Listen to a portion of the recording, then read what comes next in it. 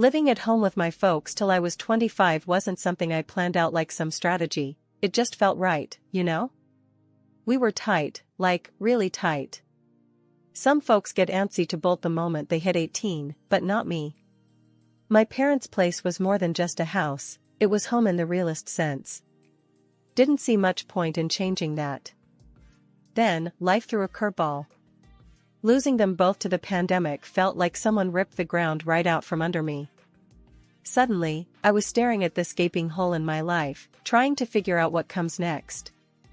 They left me enough money to coast for a while, but the thought of just living off their hard work felt off. It didn't sit right with me. So, I made up my mind to pull myself together. Wasn't easy, I'll tell you that. The whole idea of diving into the job market, of being truly on my own for the first time, was daunting.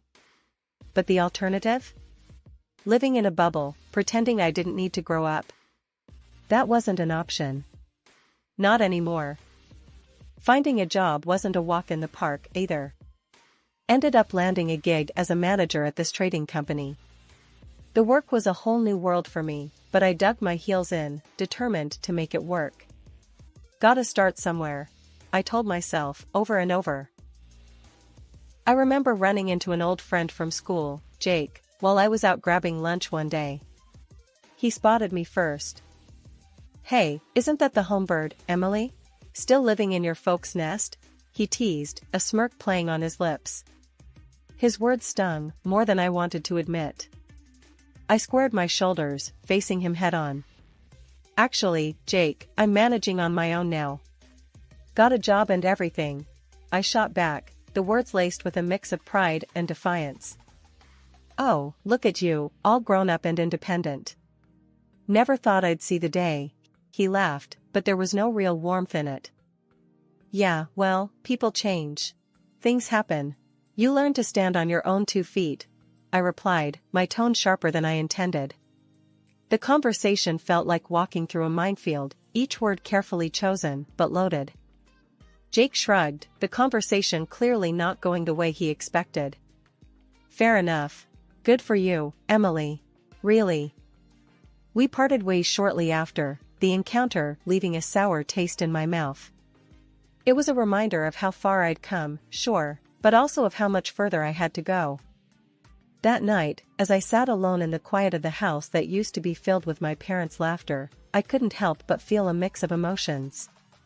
There was fear, yeah, but also a budding sense of determination. I was on a path they'd never get to see, forging a new life from the remnants of the old. The chill in the air wasn't just from the December cold, it was my first holiday season without my folks. The Christmas sale crowd was a mix of frantic and festive, a sharp contrast to my own numb wandering. That's when I bumped into him, literally. "Ouch. Watch it," I started, more out of surprise than pain. Sorry, my fault entirely," he replied, catching a box of Christmas ornaments before it hit the ground. "This crowd is wild, huh?" He was about my age, with a look of earnest concern that quickly changed to a sheepish grin. "I'm Alex," he said, extending a hand not holding runaway Christmas decor. "Emily," I responded, taking his hand briefly. Yeah, it's madness. Christmas shopping always turns into a contact sport. Alex laughed, and it was an easy, genuine sound. "You're not wrong. I'm just trying to find something for my mom. She loves these handmade ornaments, but I'm clueless." Looking at the box he almost dropped, I picked one up. "These are nice. Look, this one's got intricate designs. Bet she'd love it." We moved through the stalls together, talking about everything and nothing. Alex was easy to talk to, a breath of fresh air in the midst of holiday chaos. "So, Emily, what brings you here? Looking for anything in particular?" he asked, as we paused by a stall selling handmade scarves. "Just trying to feel, I don't know, festive, I guess? My parents, well, it's just me now. Holidays feel different," I confessed, surprised at my own honesty. Alex's expression softened. "I get that. Holidays, they can be tough. But hey, we find new ways to make them ours, right? Yeah, right. I agreed, finding comfort in his understanding. We ended up spending the afternoon together, finding gifts and sharing stories. As the sun began to set, casting long shadows between the stalls, Alex turned to me. Hey, Emily, would you maybe want to grab a coffee? As a thank you for helping me survive this shopping ordeal and, well, for the company, he suggested, hopeful but clearly trying to play it cool. I thought about it. My instinct was to retreat, to go back to my quiet, solitary world. But something about Alex, his easy kindness, and his understanding, made me want to say yes. Sure, Alex. I'd like that. Coffee sounds perfect, I replied, feeling a spark of something warm in the cold evening air. As we walked toward the nearest cafe, I couldn't help but think that maybe, just maybe, this Christmas would mark the beginning of something new. Not just surviving, but maybe starting to live again. A couple of months down the line, Alex decided it was high time I met his folks. I was a bundle of nerves, hoping to make a good impression. Their welcome was polite, but I could feel the chill through their smiles. We were barely through the door when the questioning started. It was like stepping into the ring, except I wasn't prepared for this kind of bout. So, dear, Alex tells us you lost your parents recently. That must have been tough, his mom began, her tone soft but probing. Yeah, it was a rough patch. Still is, sometimes, I admitted, fidgeting with the hem of my shirt. The conversation felt too personal, too soon. And what about work? Alex mentioned you're in trading? How's that treating you? His dad chimed in, his curiosity not quite matching the warmth supposed to accompany such questions. It's going good. Keeps me on my toes, I responded, trying to keep the unease out of my voice. Must be quite the lucrative field, eh? What kind of figures are we talking about? His mom's question hit me like a cold splash, too forward, too soon. I glanced at Alex, hoping he'd throw me a lifeline. The look on my face must have said it all, because he quickly jumped in. Mom, Dad, come on, let's not grill her about money. That's not important, Alex said, his tone firm yet respectful. I could have hugged him right then. Despite his intervention, the evening carried an undercurrent of unease. After we left, I couldn't shake the feeling that I hadn't measured up to their expectations. In the car, the silence was heavy until I couldn't take it anymore. Alex, do you think your parents didn't like me? The words tumbled out, laced with worry.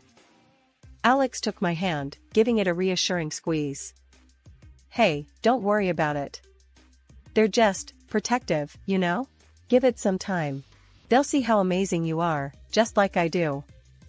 His words were meant to comfort, and a part of me wanted to believe him. But the doubt lingered, a shadow on what should have been a straightforward step forward in our relationship. Settling into married life at my place was like a dream for the first 6 months. Me and Alex, we were in our little bubble of happiness.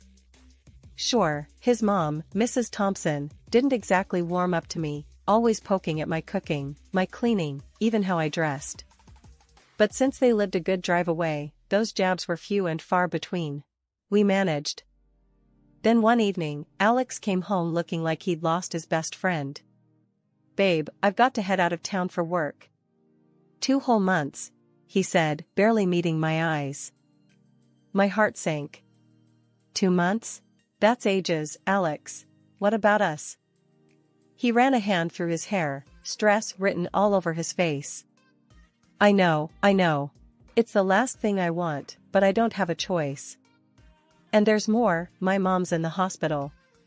Heart problems. Hearing that about Mrs. Thompson, despite our rocky relationship, I couldn't help but feel worried. Oh, Alex, I'm so sorry. Is she okay? They're not sure yet.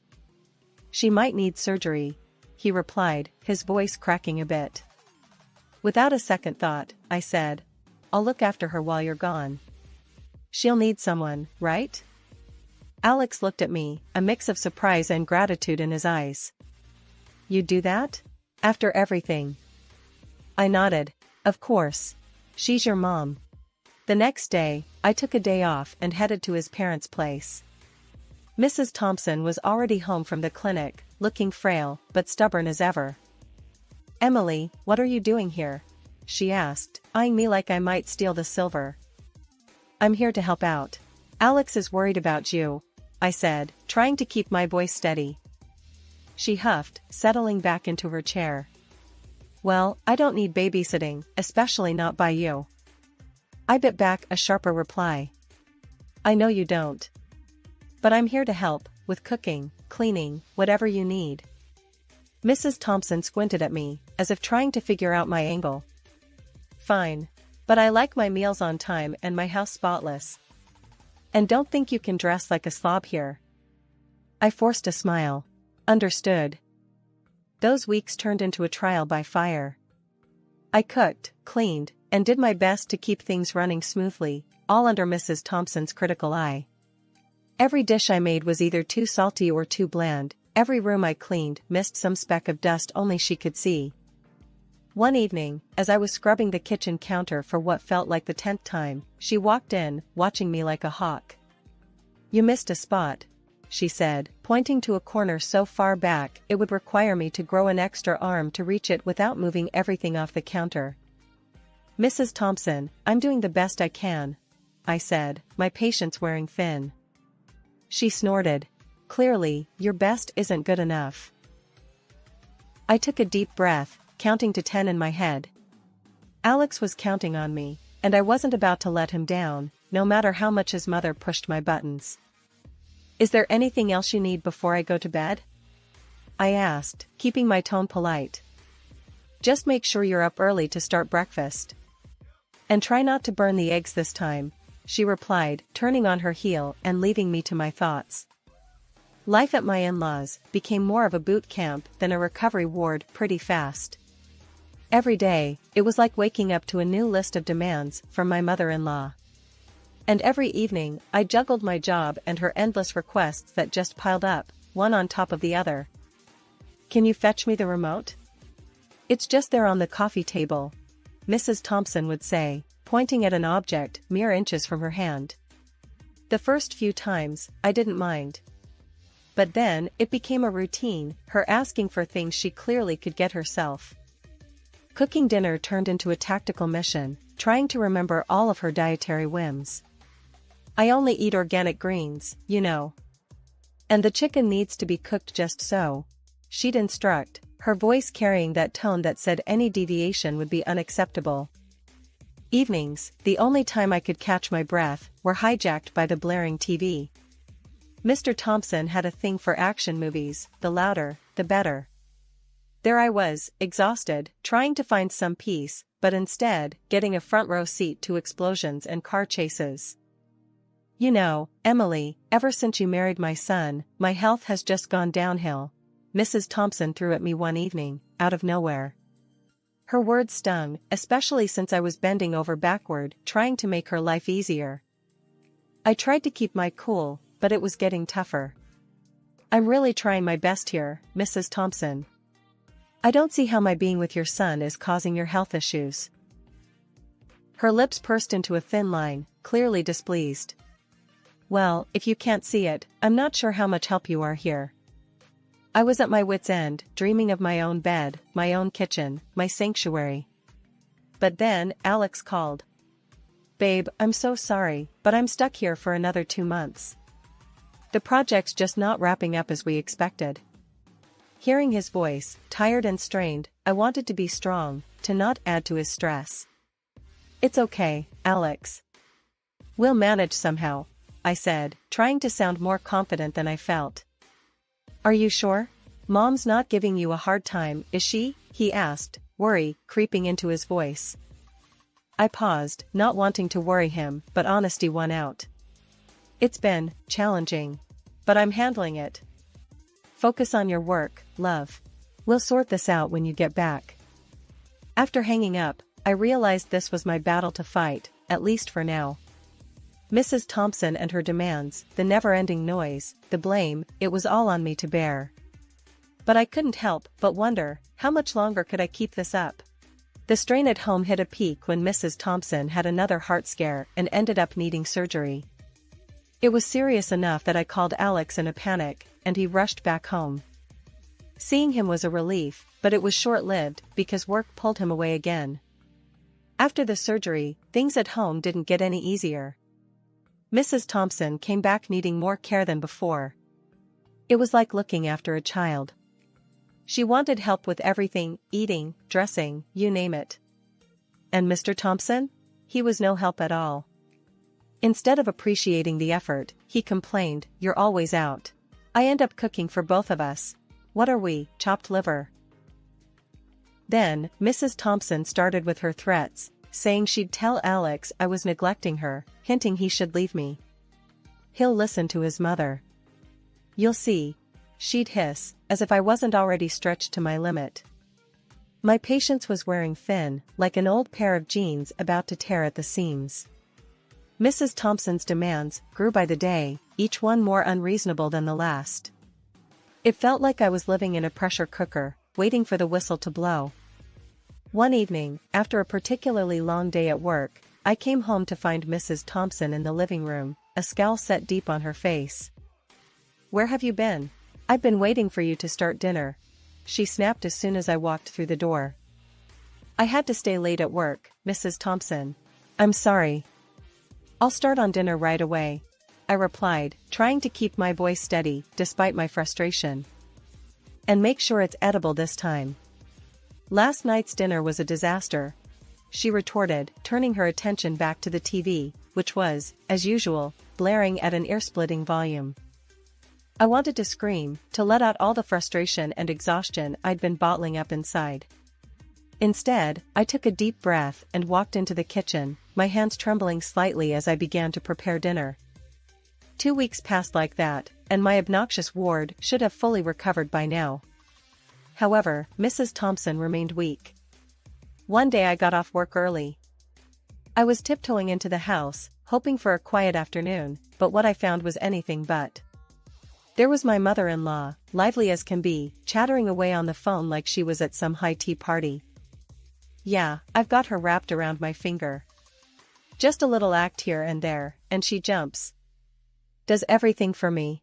Even the little things I can do myself, she boasted to her friend, her laughter echoing off the walls.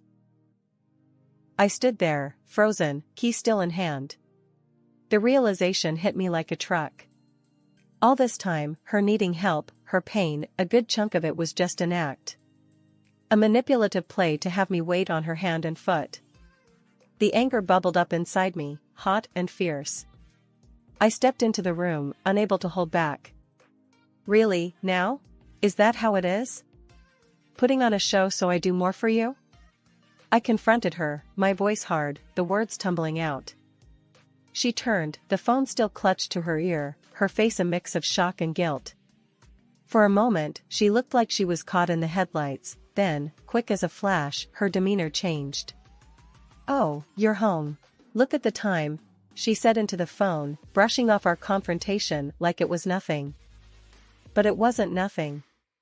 This was a game changer. I realized then that no matter what I did, it would never be enough. Not because I wasn't doing it right, but because the goalposts were always moving. "I can't believe you," I finally said.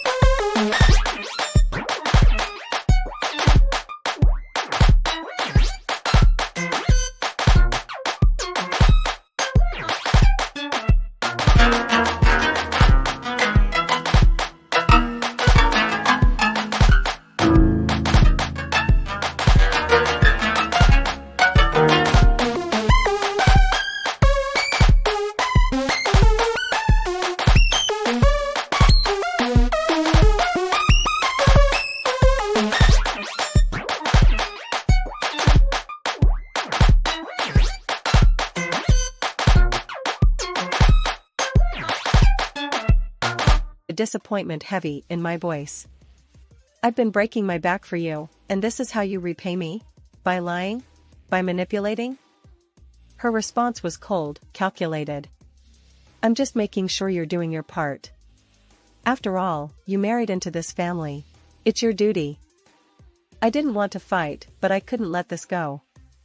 I've had it, Mrs. Thompson.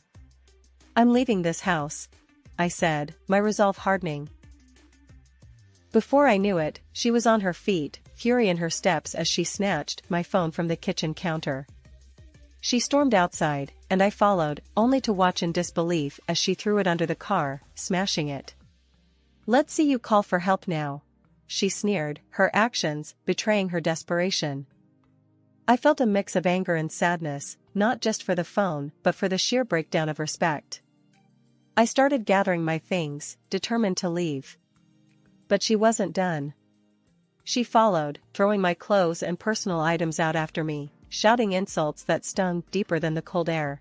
You're nothing. You don't deserve to be part of this family.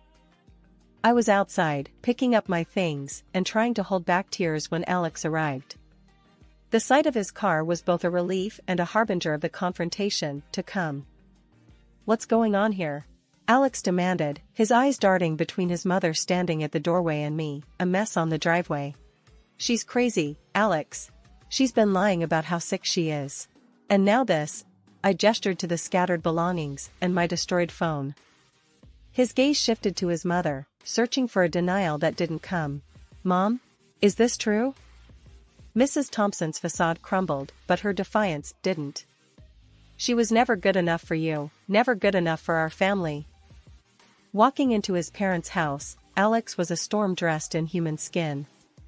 His face was set, his jaw tight, ready to confront the hurricane his parents had brewed. I can't believe what I've been hearing and seeing. How could you? Alex started, his voice heavy with disappointment and anger. His mom, Mrs. Thompson, shot back. Oh, now you're going to believe her over your own mother? She's turned you against us, filled your head with lies. That's enough, Mom. Alex's voice cut through her accusations like a knife. I've seen the videos. I've heard the recordings. I've heard enough of your words about her. There's no denying what you've done. The color drained from Mrs. Thompson's face as realization sank in. Her bravado faltered, her usual sharp tongue suddenly heavy in her mouth. And you, Alex turned to his father, you just stood by? You let this happen? Mr. Thompson shifted uncomfortably, the guilt evident in his avoidance, to meet his son's gaze. Alex continued, his disappointment unwavering. Did you know that she sold her parents' house to pay for your wife's operation? Because the insurance wouldn't cover it all? We were planning to build a new house, a place where we could all live together. But not anymore. The room went silent, the weight of Alex's words pressing down on everyone. Mrs. Thompson, tears streaming down her face, reached out. Please, I didn't know. I can change. We can forget all this happened. But Alex was resolute. It's too late for that. You've shown us who you really are. We're done here. I'm done. Mr. Thompson, realizing the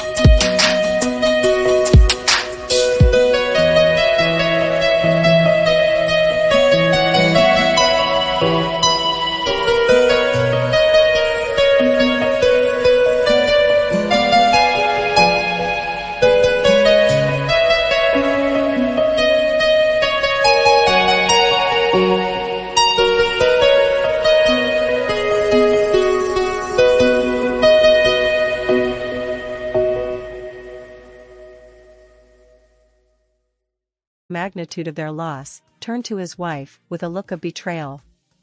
"You foolish woman. You've ruined everything." As Alex and I walked out to the car, the finality of the situation settled in. We were leaving behind more than just a house, we were severing ties with a part of our lives that had turned toxic. Sitting in the car, about to start a new chapter, Alex took my hand. "I'm sorry it had to be this way. But we're going to start fresh, just the two of us." I nodded, feeling a mix of relief and sorrow. "Together," I affirmed, squeezing his hand back. We drove off, leaving behind the chaos, ready to build a new life on our terms, grounded in truth and respect, away from the shadows of manipulation and deceit. A month flew by, and finally, our new house was ready, a real beauty, if I do say so myself. Me and Alex, we put our hearts into making it a home, picking out every piece with care, making sure it all felt like us. We hadn't spoken to his folks since that day. Heard through the grapevine that his dad up and left, found someone new, leaving Mrs. Thompson to fend for herself in some small apartment. She tried reaching out, wanted to patch things up, but for us, that ship had sailed. Some wounds are too deep for sorries to heal. One evening, as we settled into our new living room, surrounded by boxes yet to be unpacked, Alex looked over at me with a smile that always made my heart skip. "So, babe, how do you feel about starting a family here?" he asked, his voice casual, but eyes filled with hope. I paused, the question hanging in the air like a promise. "A baby, here, with you? That sounds like the dream, Alex." He reached for my hand, his touch grounding. "I think we're ready to make new memories, good ones, in this place we built together."